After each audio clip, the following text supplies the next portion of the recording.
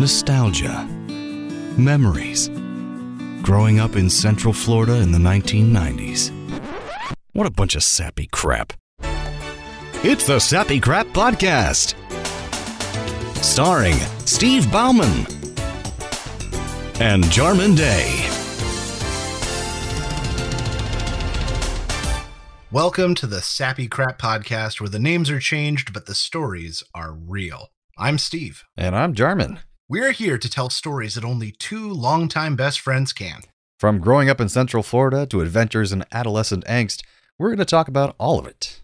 So sit back, relax, and enjoy some sappy crap. Yeah, and so welcome to this week's episode. And what are we talking about this week, Steve? This week's topic, building off last week's of going to the movies with friends, is going to the movies on dates. Yes, and just a warning, this will be a little not safe for work, as most of our episodes might be anyways, but just be aware. Some adult themes, perhaps. Yeah, Jordan and I were talking, and at this point, these things are so distant in the past that it's almost like it's not our life. So I think we're just going to talk about whatever. Yeah, and we're not going to use the real names of people, so they're protected. So just don't out yourself. And like, I'm sorry, Mom, you might hear some things from my adolescence and teenage years. Yes. I'm sorry. Just don't listen, I guess. I don't know. Absolutely. Sorry, Karen. Yeah, this might not be the podcast for you, moms. This gets a little down and dirty. So what does this topic mean to you, Steve, in general? So what I remember is sort of the most extreme version of this. And that's the middle school birthday movie. Okay. So some guy, let's call him Albert. Real popular guy has a birthday, invites 30 people, and they're just going to go see a movie at the big Winter Park Metro, whatever the hell. Yeah. Regal Winter Park Cinemas. And so because he's a popular guy, like 20 people are going to be there. And so you hear that girl that you have a crush on is going to be there. So you show up. Mm-hmm. You spend the whole time trying to finagle it so your seat's going to be near her, so that you get into the door at the right time. So it just seems like you happen to end up next to her. Just covered in Axe body spray. Covered in Axe body spray and angsty sweat. And like you get the seat next to her and you realize like 15 minutes in that she's really not, she doesn't care about you. And she's not there to accidentally touch your hand and have a cute moment the way that you saw in that Disney show. There's no meet cute for you. There's no meet cute for you. There's only the extra large tub of popcorn that you bought to share that you're now eating alone. Which is for the best anyway. So that's sort of what comes around, the most extreme version of that, where it's like a huge social monstrosity and you just are getting into it hoping something's going to happen. And it would be fine if you actually walked up and talked to the girl and made contact. Oh, but you don't know how. Yeah, that's not going to happen. All of this, you there's nothing sensical about what you're doing, and no logic. No, and there's just hormones. 12 at the time, maybe 13. And then even up to that point, we've already seen movies from the 80s and 90s and early 2000s of everyone making out at movies, and movies are for dates, and it's just the guy getting the girl at the big dance, and it's just not going to happen for you in real life. No. Maybe for that popular kid who's throwing the party. Yeah, you're never going to be Albert. Nope. That's why I would say in a natural extension of that I was thinking before we recorded this, that now being in relationships, going to movies is so much better and more relaxed than going on dates to movies. Yeah. Because you could just sit there and just eat away, be gross, and like you're still going to hold hands if you want to, and you're going to laugh in a gross way. You don't care. And you're just like, you're comfortable, it's your popcorn grease. Like joint popcorn grease. You know what candy each other like, and you can share a soda if you know you like the same thing. And it's a lot more comfortable and easygoing than or you get that candy they hate because they won't have any of it. That's true. I forgot Raisinets. Really? I'm sorry. Oh, you don't like Milk Duds? Oh, that's too bad. That's a pickle. Oh, I like pickles. And also, like, the idea of going to a movie is just it's historically a date thing, but it's bad for someone you don't know because you're not talking, you're not actually learning about the other person. So it's propped up in a dumb way as something you do on dates, but it should be a relationship thing and not a date thing.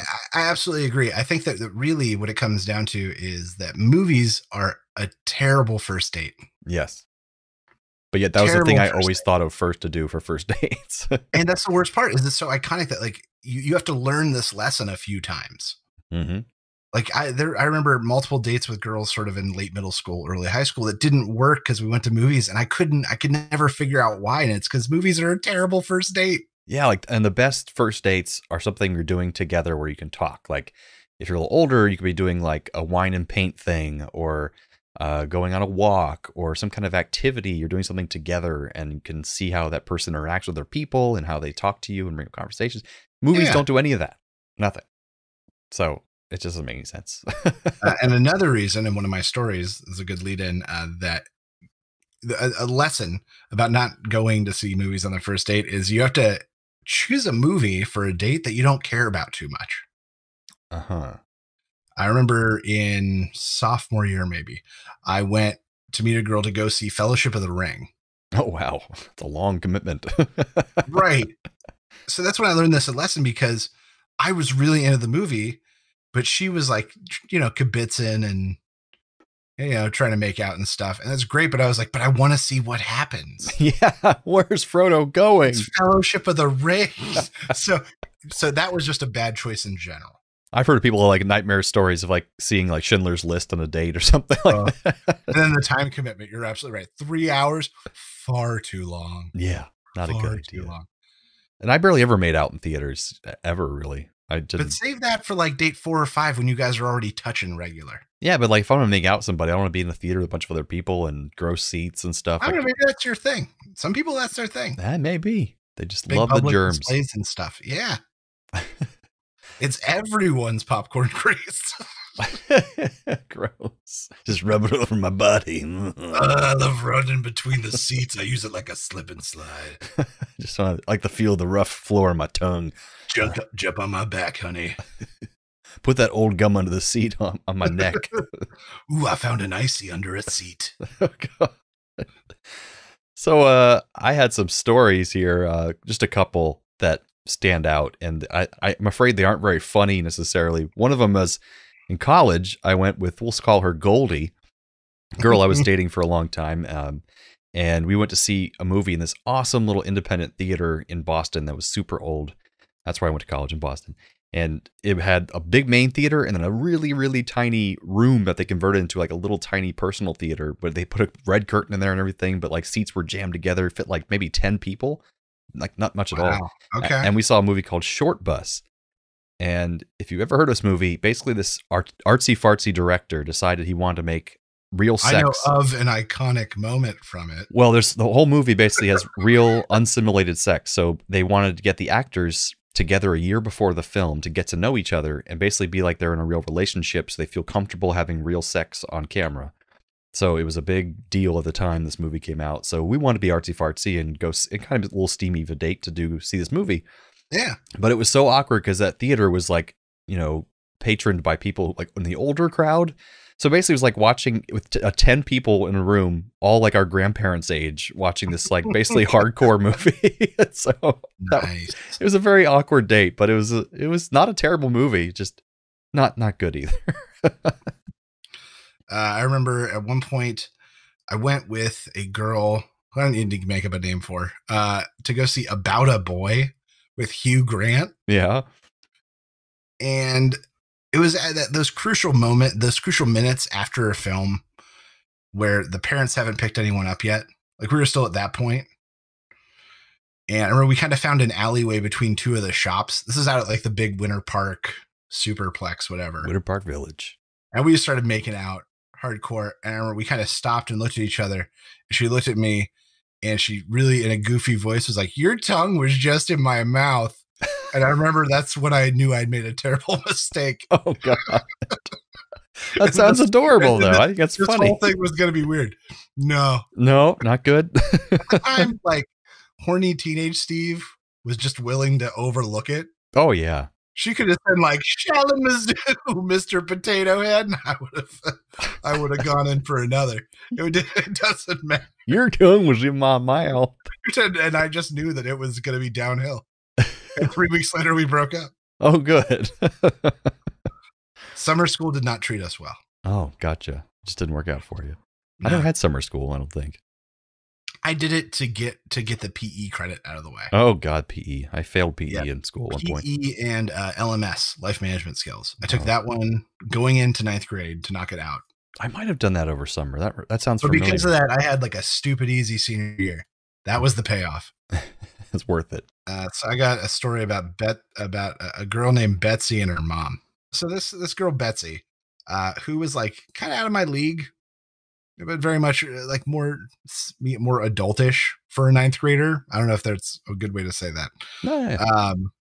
She was mature for a 9th grader. Right. Very intelligent. The very fact mature. that I was going on a date with her was already like this kind of amazing thing that was happening. Like I still didn't know quite how it was happening. So we get there and her mom drops her off and I meet her mom. And her mom is like this little tiny lady just like her. And she's wearing like a biker jacket and jet black hair and like scary fingernails and scary eye makeup.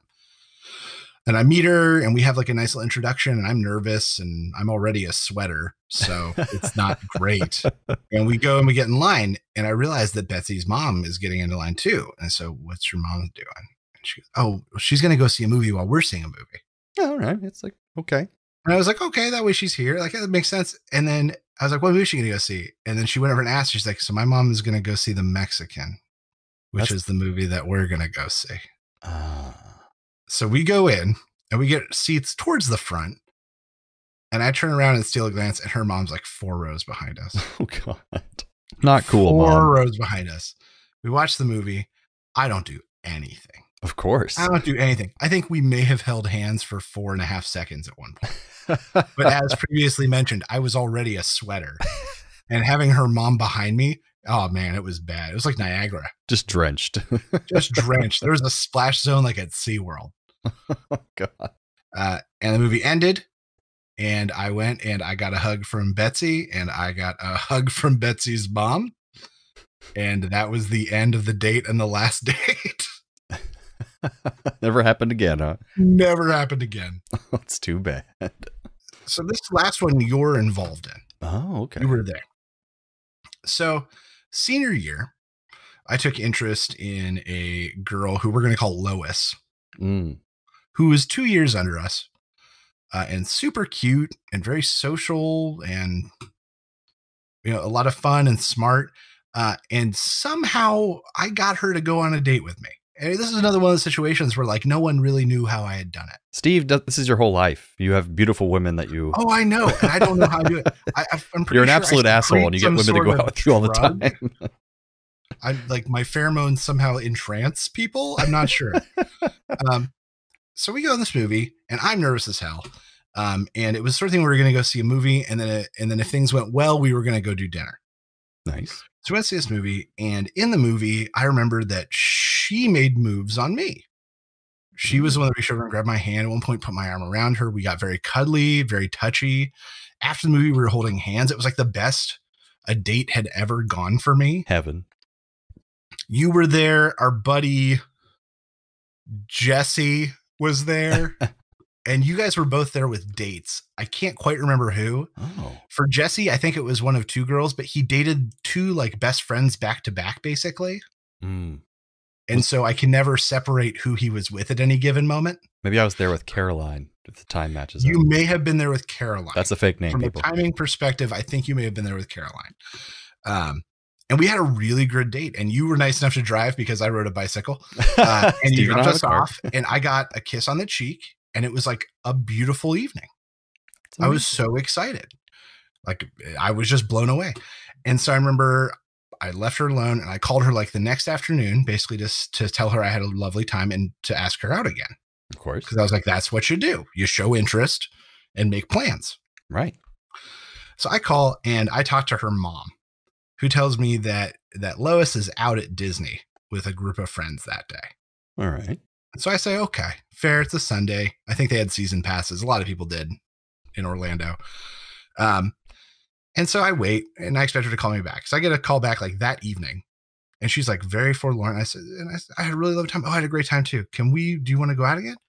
I can't because I'm seeing someone now. What? And I was like, when? We were going to see a movie like 22 hours ago. What happened? And that day, she had gone with a group, but really she had gone with another buddy who ran in our circle, who I'm going to call James. And they were dating. Damn. Like that. That James guy went through a lot of women too. He did. Man. Him and you and Jesse. There's one common link that I am sure we are going to talk about at some point. Oh, yes. All of us dated this one. I'm pretty sure 5 to 6 of us dated this one particular girl or had involvement with this one particular girl at some point. Yep, that happened. But I remember that. But this situation, I remember it like broke my heart. It destroyed me. That is pretty crappy of her, I would say. I just remember feeling so betrayed by the situation and like not knowing like what could I have done different. And I will say, we both know this girl. She's a woman now, of course, but she's a very nice person, very kind. As we were teenagers, we went to school. We went to school with her now husband, who's also a real great guy. We make a lot of mistakes at that age. We do a lot of dumb shit that hurt people's feelings, and we don't know what we're doing. The worst part is James. He had no idea. Oh, that's good though. He was in the dark about the fact that her and I had gone on a date like the night before. Like he had no clue this was happening. At least that happened. That's good that he's a bad friend. Him and I remained close for the rest of our time in high school. Yeah, he's a decent guy. He's a good guy. I like James. We all have our issues. So, Jarman, to close out this episode, I'm going to ask a question. Perfect. What is the worst movie that you ever saw on a date?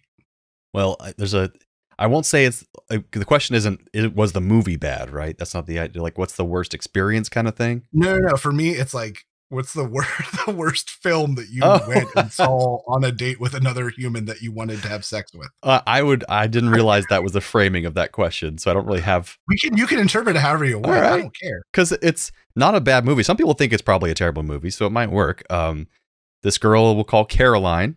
I was dating her towards the end of high school. We've been together like 7 months, maybe a little longer. And I was about to move to college, like 2 days later after watching this movie. So we go to see a movie called The Notebook. And this movie is all about how this couple, falls deeply in love and they're loved forever together until they're old people. Mm-hmm. And she's crying during the movie. And then like the next day or 2 days later, I'm leaving for college. I'm leaving her and our love will be broken forever. So it was, it was so bad. Like there was the worst timing to like cement her love for me right when I'm leaving. And I was definitely planning on breaking up with her as soon as I got to college because it was already going bad in a bad direction. Also a good person, nothing wrong with her. It just wasn't meant to be. But it was just horrible timing. So that's why it was a terrible, bad date experience for movies. That's fair. No, that's a good way to interpret that question. I like that. For me, it was Mike Myers' Cat in the Hat. Oh, God. It'd been out for like a couple months. I went to see it on a Saturday afternoon at like the cheap movie theater. It was almost vacant. And that was my plan because me and the girl sat in the back and I wanted to make out because boy, that was the reason. That's all you needed. Of course. Her and I had been dating. So we sat in the back of this like empty kids movie and watched. And I remember getting real upset because while we were kissing, I would open my eyes and she would be watching the movie and like laughing. Or I would be kissing her and I would feel her head bounce and realize she was laughing. Man, you got to work on your game. And I remember being really, really mad and I couldn't figure out if it was like because she wasn't into us making out or if because she thought such a terrible movie was funny. Oh God. Each of those things are bad. Yeah. Each one is terrible. And like in my mind, looking back, I can't decide which is worse. Yeah. Cause that movie wasn't good. Oh no. No. Oh, no. So she's got bad taste or you taste bad. That's true. One of the two. And that wraps up this episode of the Sappy Crap Podcast. Join us next time when we talk about the tumultuous life of being a chorus kid. And thanks for joining us for this delightful stumble down memory lane. And remember, the good old days weren't always that good.